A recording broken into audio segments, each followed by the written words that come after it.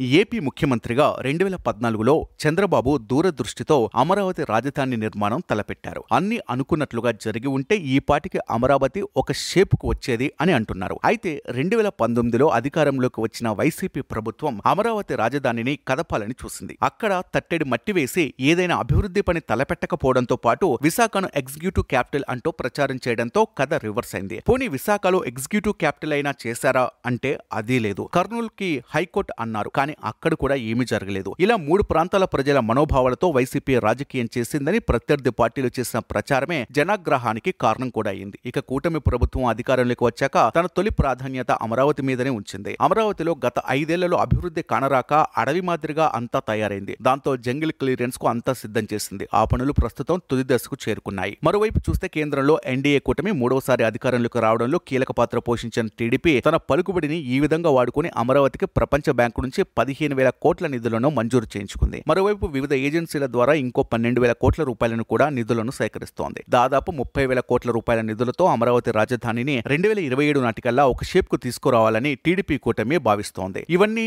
ఇలా ఉంటే అమరావతి రాజధాని అని కేంద్రం గెజెట్ నోటిఫికేషన్ అయితే ఇప్పటి వరకు రిలీజ్ చేయలేదు. దాని మీద విశాఖకు చెందిన మాజీ ఐఏఎస్ అధికారి ఒకరు ప్రభుత్వ ప్రధాన కార్యదర్శికి లేఖ రాశారు. కూటమి ప్రభుత్వం కూడా ఈ విషయంలో అప్రమత్తంగానే ఉంది. అమరావతి ఏపీకి రాజధాని అని గెజెట్ నోటిఫికేషన్ తెచ్చేందుకు ప్రయత్నాలు సాగుతున్నాయని, ఎన్డీఏ ప్రభుత్వంలో టీడీపీ కూడా ఉన్నందువల్ల బీజేపీ చెవిన ముఖ్యమంత్రి చంద్రబాబు ఈ విషయం వేశారు అని అంటున్నారు. దానికి కేంద్ర పెద్దలు కూడా సానుకూలంగా స్పందించారు అని సమాచారం. డిసెంబర్ నెలాఖరులోగా అమరావతి ఏపీకి రాజధాని అని కేంద్రం గెజెట్ నోటిఫికేషన్ రిలీజ్ చేస్తుంది. అదే కనుక జరిగితే అమరావతికి అదే అతిపెద్ద రాజముద్రగా ఉంటుంది. అమరావతి రాజధానిని ఇక మీద ఎవరు అధికారంలోకి వచ్చినా కదిపేందుకు వీలు ఉండదని, ఆ విధంగా గట్టి బిగింపులతోనే కూటమి ప్రభుత్వం అమరావతిని ఏపీకి శాశ్వత రాజధానిగా చేయబోతోంది. దానివల్ల పెట్టుబడులు పెట్టే వారికి, పరిశ్రమలు స్థాపించే వారికి కూడా పూర్తి స్థాయిలో నమ్మకం వస్తుందని అంటున్నారు. ఒక్క గెజెట్ నోటిఫికేషన్ రిలీజ్ అయితే చాలు అమరావతి అభివృద్ధి పరుగులు పెడుతుందని, అమరావతి ఏపీకి ఎప్పటికీ శాశ్వత రాజధానిగా ఉండబోతుందని అంటున్నారు. మొత్తానికి అమరావతి కోసం బాబు ప్లాన్ అదిరింది. మరి అనుకున్న ప్లాన్ ప్రకారం 2027కు అమరావతి షేప్కు వస్తుందని ఆశిద్దాం.